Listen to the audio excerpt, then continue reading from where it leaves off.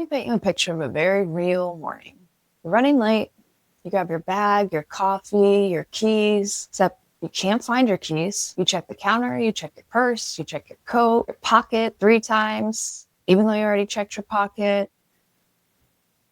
Nobody grounded you from your phone for that. Nobody stood over yelling, "Where are your keys?" We've been standing here for 5 minutes. Nobody took away your Netflix because you couldn't locate an object. You just looked for your keys, found them eventually, and moved on. Now imagine being 8 years old, sitting at the breakfast table, and your brain cannot figure out how to start eating a bowl of cereal, sitting directly in front of you. Same brain, same struggle, very different consequences. The morning battle's being fought all wrong because what looks like your child being difficult, defiant, or just not listening, it's almost never that.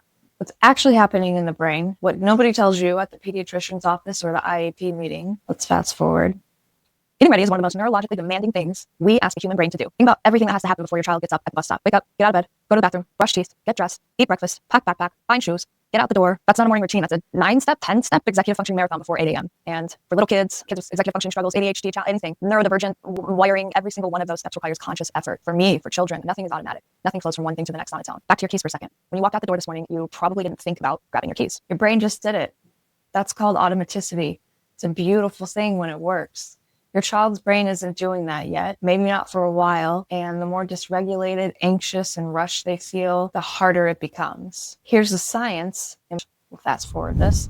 The prefrontal cortex is the part of the brain responsible for starting tasks, switching between tasks, managing time, and following multi-step directions. It's the last part of the brain to fully develop. It's not done until 25. In kids with ADHD, it can run 3 to 5 years behind their peers. So when your 9-year-old sits frozen in front of their cereal bowl, their brain is not being dramatic. It's doing its best with the hardware that is still being built. Here's an adult comparison. You ever walked into a room and completely forgotten why you went in there? You stood there, you looked around, maybe you walked back and forth, then you went about your day. Nobody called your boss. Nobody said you had a behavior problem. Have you ever opened your phone to do a specific thing? 40 minutes later, you are watching a video about deep sea fishing. You can't explain how you got there. Same. Have you ever had so much to do that you did absolutely nothing because your brain couldn't figure out where to start? That is executive dysfunction in an adult with a fully developed brain. Now multiply that by a brain that is under construction still, and the time pressure and the social anxiety of potentially being late and getting in trouble, and a parent who's also stressed and rushing. And then we wonder why they're frozen at the other side of the cereal bowl. So you're not raising a defiant child, you're raising a child whose brain needs a different kind of support.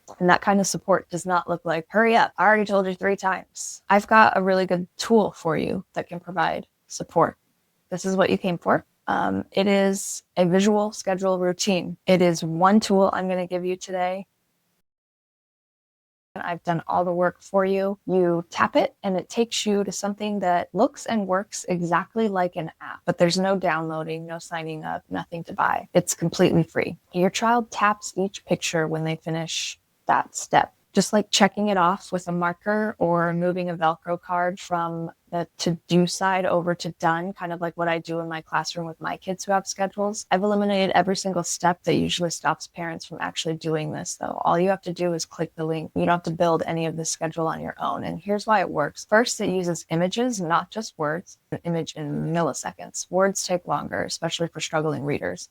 The pictures do the heavy lifting and the words are there just to support them. The second thing is it stops the verbal reminders. Every time you say, did you brush your teeth? Or did you get dressed? You become their brain. When you become their brain, they never have to build one on their own. Instead, say this, check your list, what's next? And then you can walk away. Completing the steps in order matters less than completing all the steps. So make it their job to move through the list, not yours. The schedule lives on the phone, your tablet, or your computer, whatever's easiest for you. Your child comes back to it, taps what they finished, and keeps going. Each picture moves from the to-do column to the done column as they complete each step. This does 2 powerful things. It removes you from the equation so you can stop repeating yourself, and it gives their brain a clear visual of exactly how much is left. The finish line never feels impossible. Third, and this part is optional, but it is really helpful, I also made a printable picture cards you can cut out and place where each task happens. The link is in the description. So print the whole sheet, cut out the cards you need, and tape them up. The toothbrush picture goes in the bathroom. The breakfast picture would go in the kitchen.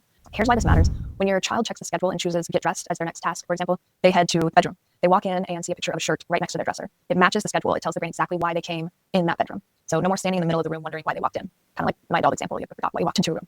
So 2 more things before you go. Try this. Practice it on a weekend morning.